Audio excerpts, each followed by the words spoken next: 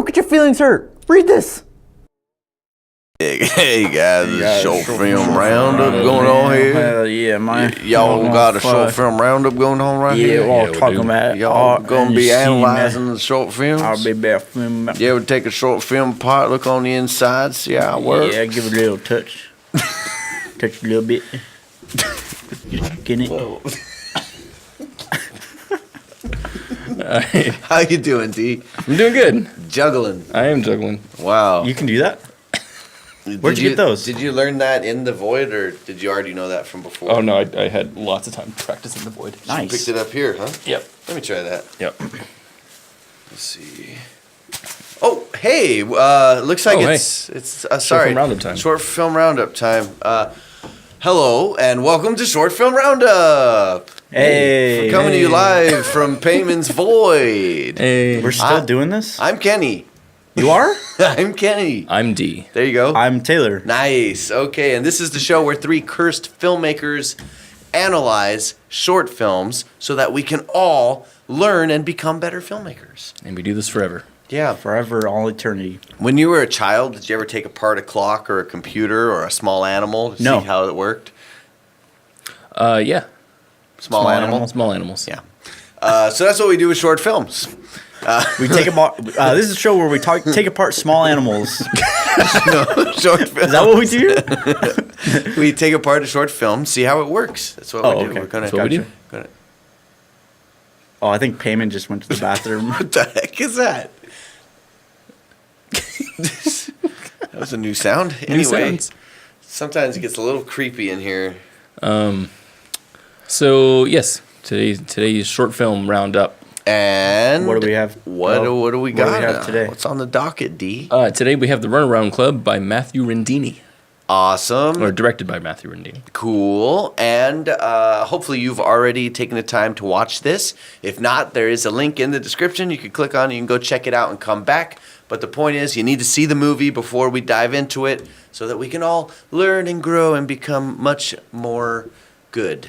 Much more gooder. Much more gooder. Much more gooder. Much more gooder at making the movies. If you wish to have your film seen on here and taken apart, there's a link in the description that you can use to fill out a form, send us your film, and we'll do it. We'll take it. I would love to take apart your movie. That's what I'm talking about. Got a lot taken apart them films. Yeah. Shall we begin? It's late. It is. Yeah, you can't tell because it's always the same here. Yeah. But It's actually late. it's been a We've been awake for a long time. It's been a long time since we've slept. Yeah. We'll put it that Yeah. way. We don't really know what time it is. It's 0 dark 30. Dude, good reference. Good reference. I like your reference. Catherine Bigelow. Good reference. Okay, I'll get us started here. This is the Runaround Club, Matthew Rindini. This was a movie about, which I believe, about two robbers that go into a house, and then we end up having like this kind of befriended situation and everything. What do we learn from this film? Immediately off the bat, I want to say acting. You learned acting? I learned acting from this film. Yeah. So what do you mean? I watched the film and then I found out how to act. That's cool. The use of characters in this film is odd because it's very, very character heavy. But the acting is not convincing ever. And I kind of feel like if the acting was convincing, that I would have been pulled into the movie. Yeah, because they did come up with an interesting story. Yeah. If they pulled it off. I don't know if it's the lack of acting skill so much as it might have been poor direction of those actors. Actually, yeah, that was something I was going to say also was directing. Because it felt like they were given like the wrong intentions, the wrong emotions to be giving. I mean, there were so many moments in this film where two characters came together for the first time, and I felt like the reaction to each other was completely weird. Like the daughter coming down to the basement and seeing a stranger in her basement smoking a cigarette, and she's like, what? No. Okay, we're cool. Yeah, and then she's like, "I'll protect you." Yeah. Right. And then they're like in love. Right. Yeah. It's like, huh? Like, So- wow. So those beats in a script can be played out totally differently. You know, you can have the same script directed by many different directors, and they'll always appear different. Yeah. You know, depending on how powerful the director is. If you take a script and you do a script read at a table, that's an undirected decision, right? You just give people scripts and we just read lines. That's kind of what this film felt like. Was that it was a script read. And what direction is taking those lines and the choreography of the actors and the way they move and the way they talk, like the pronunciation of the words and the actions while they're doing the lines, putting nuance into all of that, you know, and actually making all those things matter. I don't think a lot of people in film school learn directing. I didn't, at least. I had one class directed to half of that class directed to directing. Dedicated to directing. Very odd that this isn't something that is taught in a lot of places. Yeah, and that's really important because it's what makes the story cohesive. It's what makes all of the pieces line up with one single intention. Right. Where that to me is felt like where this film went wrong is that we had some of these were playing this off like it was a comedy of errors, and other parts they're playing it off like it's a heist movie or dark, super dark crime heist. You know. Yeah. Each actor has their own context in their head. Yeah. Yeah. So the main character being this guy who's in the basement. When he just goes from like, oh, I hope they don't find me, to like, yeah, we're cool together. Let's hang out. Let's talk. You know, very laid back and relaxed. And then he's very reluctantly, accidentally shooting the dad, right? Yeah. It's like this comedy of errors. But then at the end, he's like, I'm going to leave you to die in your car. Right. Good luck. Goodbye. Yeah. And I'm just like, whoa. Yeah. I didn't. That's not from the character I've been watching all movie. Right. I Exactly. expected him to actually take him to the hospital and probably come back and check on this girl. Yeah. Based on the way they acted so far. And the setup for the robbery also was dead serious. It was. Yes. Yeah. And so to have him get in there and to be like, I don't really care that much, which is how I felt by watching him down there, is that he didn't really seem to care that his partner got caught. And he almost seemed a little amused by it. Yeah, that's what I mean. It's not cohesive. There's all the different separate parts of the movie do not seem to be aware of each other. Right? So the scene where him and her are talking outside the house in the moonlight, they seem to be completely unaware that there's a shot man in the car. Right? Her like father is dying in the car. Like the tension of guy was shot, get him to the hospital was just completely shelved while they have a banter. Right. Like it's not even like an urgent conversation. It's like, will I ever see you again? Yeah, will I see you again? And it's like, oh, I think I've gotten over my fear. I'm not scared anymore, sort of thing. And I'm like, why are you talking about this? Yeah. So we covered a film a while ago called Grocery Store Action Movie, which won our award for best directing. And in that we had scenes that were shot in completely different locations. We're assuming completely different days with only one actor, I'm sure, at those times. And those two people in that specific movie were calling each other and talking to each other on the phone. All throughout the film is supposed to be this action scene that's happening, this really, really dramatic thing that's happening. Yeah. And we completely believed it throughout the whole thing. It all stitched so well. Yeah, and that's the director telling the person the person who's acting exactly what the context is, how they should be acting, that kind of stuff. And this is something that more filmmakers need to focus on is how to take their intent and just kind of squeeze it into how people are acting. Directing the actors to act a certain way. One of the things that I thought was really odd in here was the old man here.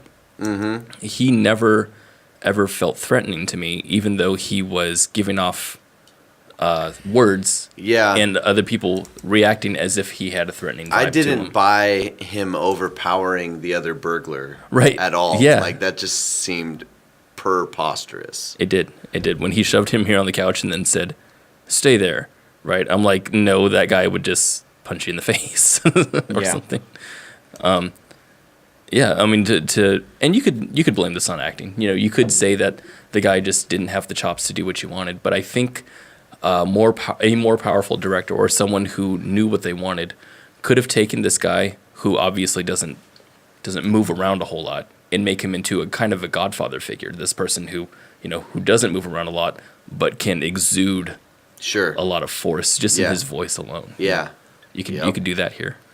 Yeah, because the physicality of it does not sell it. Exactly. Yeah. Yeah. Exactly. I had a really hard time following this film from the beginning. Like beat to beat. Yeah, well, it was straight up a plot. Like, I didn't really know what was happening until he was like talking to the girl in the basement. Like, I got the semblance that there's a crime thing going on, but because we start with like a time jump that takes place later in the movie, Yeah. and then we cut back to this other thing, and the dialogue is all given to us without context. Yeah. Which is something that I see a lot. Yes. That's like a cool thing to do. In you know? medias res. What does that mean? I mean, starting in the middle. Yes. Always saying these, just dropping your higher education Yeah, on yeah. us. Hey guys, Yeah. Yeah. Thanks. Would you like some degree with that? in medias res. Ex machina. Ooh, Ooh, I know that movie. Nihilum. Oh, I know that movie. Ex nihilo. Monte Cristo. Maison Soon. Mise en scene. Hey. I went to community Hey, college. You're what the French call les incompétents. Oh, damn. Yeah. Go on. You're what they call stupid. You know what? Go on. Go on. Specifically with dialogue. Yes. So I'm not talking about the time jump too much, but the way the time jump works in cutting to the middle of the movie, then we cut to the very beginning, and that doesn't help the confusion for me. But this specific dialogue is they're talking to each other in these scenes, both of those opening scenes, and they're throwing out names, they're throwing out things that we don't know, that we're not introduced to, Yeah. because it's this cool thing to do. Like, I've seen this in a bunch of movies. I've seen this in huge movies where it's like, oh, it's cool if the audience doesn't know the context of their situation and they can kind of listen in into their smooth, like how. I don't know how to explain No, I it think exactly. you're onto something there, because like in medias res is a super popular thing to do with movies because it gets you right into the action right then and there without having to set up context. The cool thing with it is that you can do those things if your context is or if your action is super simple. You know, in this thing, we don't have a super simple action. The thing that we're cutting to in the very beginning is a conversation between three guys that are all dependent fully on the context around it. Yeah. If we had a gun to one of these guys' heads, you know, and said, you know, don't move, stop saying my name, something like that. Yeah. That would click. Yeah. You know, that would suddenly be like, a little okay. urgent. Yeah, I see urgency. Yeah. We don't need to context The other for that. thing is that when you do one of these start at the end or start in the middle deals, Yeah. you're dropping people into the middle of a scene without context, right? Just like you said. Mm-hmm. But then what you usually do is when you hop back, you begin to reverse engineer. You Right. create the context. You Right. develop the characters who are previously undeveloped. Well, None of these characters got developed Right. at all. right. And when we get to that point, organically, you know, through after the plot takes its form and we get to now the point where we started, then it becomes a full circle thing and you're like, oh wow. Yeah. You know, that's why we're here. And this had none of that. And the way it's done here in this opening scene, I was not intrigued at all. Yeah. Like, I was just confused. I was confused and too. I was not interested in what was happening. Yeah. The way they shot this, it looks like the two people in the front seat are holding the guy in the back seat hostage. That's what It I does. thought too. That's It what does, it looks yeah. like. Yeah. And when the driver said, stop using my name or stop saying my name, I was like, what Yeah. are you talking about? That I thought you're kidnapping. It's like- Yeah.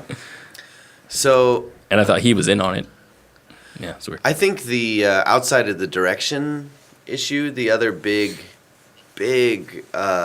problem here is character development. Yeah. You could have got away with just developing one of these characters. Like, just one would have been enough. Yeah. But the point is, since no one is developed, we have no idea what anyone's intention is. We don't know what their character's like. We don't know how to anticipate their actions moving forward. Yeah. When she comes down the stairs to find this guy smoking in the basement, is he going to stand up and strangle her? Become friends immediately? I don't know if I should be on the edge of my seat or be relieved. Yeah. Right? When this scene happened, we all let out a laugh because it's a guy who we think is dangerous versus a girl who we think is innocent. Yeah. But that's just something we inferred. Yeah. We were never given anything past that. Plus, he's an intruder in her home. Right. On top of it. On top of that. So, but after that, but you're totally right. Like, there's nothing to read here. Yeah. Yeah. It robs all the scenes that follow of any potential stakes they should have, because whose side am I on? Right. So knowing that, And why should I care about Other any than the of this? fact that the dad is right? Yeah. Like Yeah. we saw him slapping around the other sister. Yeah. So we're like, okay, I kind of know I don't like him. Yeah. But other than that, I really don't know. Should I be rooting for her to escape? Or should Right. I be rooting for him to save her? Right. I don't know. And they don't give me enough to take a side. So let's talk about then learning from that. How would we say nudge this guy in the right direction? Simplify your cast. Just cut it down to like 3 characters instead of 6, Simplify. You know, Interesting. Yeah. or 4 instead of have the 2 burglars, the girl and the dad. Remove the sister. Yeah. You know, the other sister. Interesting. And I would just say reverse engineer from From the end. from where you're going, where you're headed, Yeah. and specifically the emotions that you hope your audience will feel. Right. And then figure out how are we going to get there? What do we need the audience to believe about a person before they will care about what happens to that person? Right. Right? We've talked about beginning setup and payoff all the time. I think that idea of reverse engineering from your end is a great thing. I've heard some scriptwriters talk about how to write a script is to find out where you're starting, find out where you're ending, and then figure it out the middle. You know, and what you're doing there is what you said. You're reverse engineering. You're saying what kind of emotion you want to end up with, and just kind of figure out how to get that formulated within the story, rather than just say this is the middle and see what happens. The last movie that we covered was called The Guard. Yeah. By Mark Battle. And in it, we had several scenes that were the story beats. First, the character does this, then he does this, and then he does this. But in between those story beats, he snuck in little scenes that developed the character, that told us more about who this person is, what their life is like, and there are reasons to either root for or against this person in their story. Yeah. Right? That's what's missing here. Yeah. We needed to see something. If that's a whole nother scene, so be it. But these characters are one-dimensional and don't have weight. Yeah, I would agree. Yes, I simplify. I think like I think that's a piece of advice that I've given to a lot of people on the show and just in real life. Just like scale back a little bit. 'Cause I think this was actually pulled off like on a strictly logistical level. Sure. This is all very well done. Like you got all the actors together. It all makes sense. Oh yeah, when it comes down to it. In that sense of all the films we've been sent, this is in the top 50%. Yeah. This is better than half. So I think to on what Kenny was saying, like focus on the character development, but take a step back with this ensemble, and nail down like the basics of developing one character, and then get really good at that, get better and better, and then move up the ladder. Yeah. I think there is some merit to doing something like this, even if you're not ready for it. Like just jumping in the just deep jumping end. in. For you know? sure. There's Yeah. certainly like making any movie of any scale at any time is always better than not, and you'll always learn something from it. Oh yeah, very much. But there's maybe a more refined way you can go about building your skill I think set so. as a filmmaker. Yeah, I think so. I think simplifying is a good piece of advice. I would also say find your voice. You know, we've talked about that before. That's too. a big one for this one. Yeah, in direction here. Yeah, because there doesn't really seem to be a voice here. When I say voice, I mean what perspective we're telling the story from. Is this from everyone's perspective, one guy's perspective? You know, and the shots don't necessarily need to convey that, but the feeling does.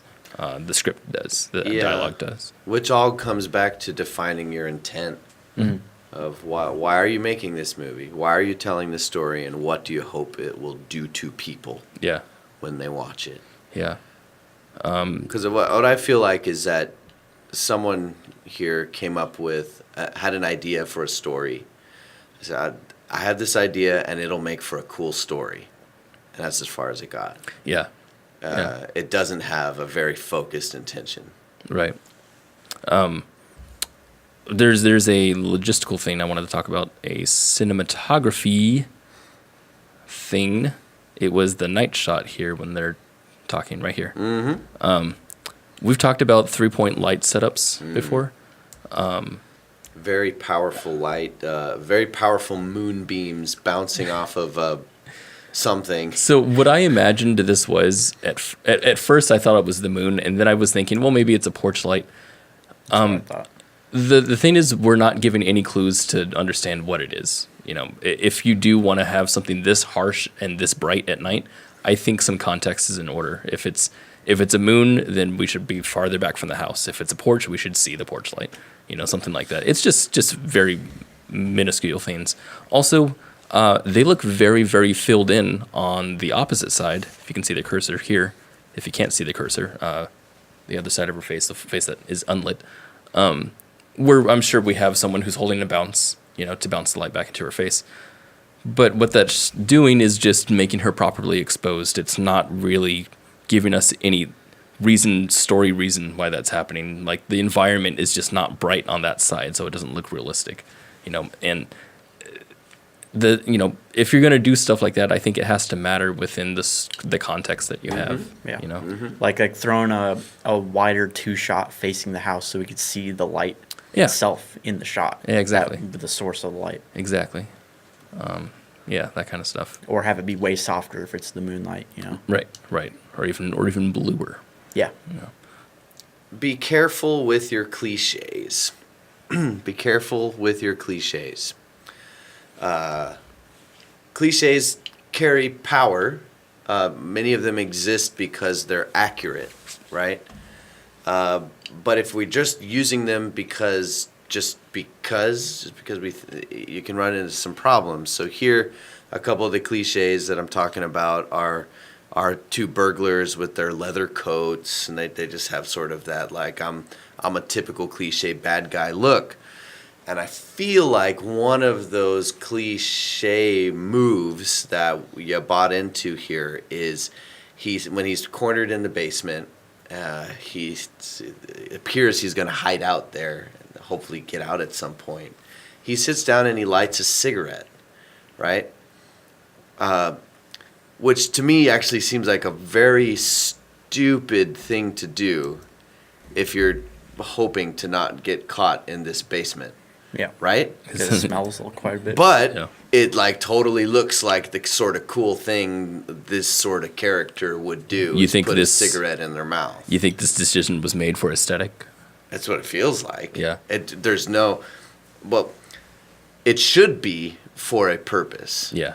I don't see what that purpose is unless what it's trying to convey is I want to be caught and I'm cool with it. Like, I'm so cool that I don't care. I felt like he was frustrated so much that he needed to light a cigarette. However, the story didn't tell me that. I kind of inferred that. And I don't think that was the right He didn't look infer. frustrated either. He looked didn't. like totally chill. And the whole scene didn't It was call like for he went full James Dean. Yeah, it He's didn't. like, well, I'm going to be down here for a while. I'm going to comb my hair. I'm going to light a cigarette. Yeah, it didn't call for a high stress situation, so I would agree with you there. Yeah, it's funny. I was going to talk about their clothing choices for that. I thought that was interesting. Also, the old man is another one. The father, he doesn't. I don't know. Again, when we're talking about the violent behavior of this guy, the physicality doesn't do much. But also, he has a tucked-in shirt and nice shoes and a watch on. This doesn't say a guy who beats his children. Yeah. This doesn't say a guy who's looking for liquor all the time. What they could have done is taken that to an extreme, Yeah. to where he's like a perfection freak, where Yeah. everything needs to be in its place and perfect at Right, all time. right. But it kind of felt like they were going, again, cliche. It's just yeah. like very generic, angry guy. Yeah. You know? Yeah. But in a short film, we got to use every frame to communicate some meaning. Absolutely. So if we want to give us a context for why this guy is such a jerk, well, we're not going to do a flashback or anything like that. But you could choose to empower him Yeah. with his costume, or Yeah. give him some kind of psychosis with Right. the way he acts and organizes things around him. Yeah. Shall we move on to questions? Yes. Yeah. This is the time where we ask questions to the filmmaker, and those of you at home watching can also leave questions down in the comments below for the filmmaker. They'll usually be there responding. And you can also let us know of certain things we might have missed while talking about this film, some little insights that you may have specifically picked up on. We'd love to hear that kind of stuff. So with that being said... I'll go start. So this is a question directed to the director, who is Matthew Rindini. I believe he also submitted the film. I noticed this film was written by Andrew Gleason, as it says right here. I want to know why this story was written, why you got together with Andrew, why you decided to direct this film. Was this something that you wanted to do? Did Andrew come to you? Did you go to him? Are you guys buds? Or was this an assignment that was just beyond your control almost? It doesn't feel like your fingerprint is on this, and I want to figure out why. I want to know the context behind this whole production here. That would be my question. I have a couple questions. First, our main character is what I'm calling the guy who hides in the basement. I think he's the closest thing to a main character in the story. He seems almost bipolar in this, shifting from hardened criminal to sort of like nice guy next door to criminal again. Yeah. Right. To pretty vicious. Yeah. At the end. And I wondered if you could define his character to us. How do you hope an audience would interpret this character? My second question is, it's been 4 years since you made this movie, based on the little copyright logo at the end. What have you learned in the 5 time? years. Oh, it's 2019 now. Yeah, you're right. Yeah, I think, right? You lose track when you're here in the void. But that's a lot of time that's gone by since you made this movie. Looking back at it, do you look back at it and go like, that was a fun time? Or do you look back at it and go, ooh, that movie, We all have those movies. Sometimes we have that same reaction for the same movie. Sure. Right? Yeah. Sure. And what have you learned since then? What would you do differently if you're going to do it again? Who are your filmmaking inspirations? Who influences you in the filmmaking world? And what is your typical genre? Are you typically into like crime, drama, thrillers, or have you delved into other genres since making this film? And what were some of the biggest challenges you were faced with in making this film, like logistically and all that? Alrighty. Nice. Thank you to Matthew for submitting that. Thank you, Matthew. Thanks, man. We had a good time watching it Hell and yeah. analyzing it. And you too, filmmakers at home, can send us your film. Use the link in the description below. Fill out that Google form and get your movie into our hands so that we can do the same for you. And we shall. Be sure to stick with us for the rest of the week as we, I believe you've already watch some other films. Oh yeah, it's Monday. Yeah. Yeah, so we got a slate of films coming up. Yeah. that you can check out. So it's gonna be fun. I am so tired. Yeah. Yeah. I'm not. This is like the most comfortable place to sleep is in this chair. Really? You haven't found anything better? No, have you? No. Have you guys tried looking for like another place to just, sit down and record? I've looked around. I don't know. Are you suggesting there might be like a better table? Yeah, I don't know. You never know. There's a theater over there. There's a McDonald's down there. I don't know where the Starbucks went. That seems to have vanished. Kind of gone. Yeah. It wasn't there last time I checked. Yeah, that's kind of weird. What the heck is that? Oh, jeez. What is going on? I don't know.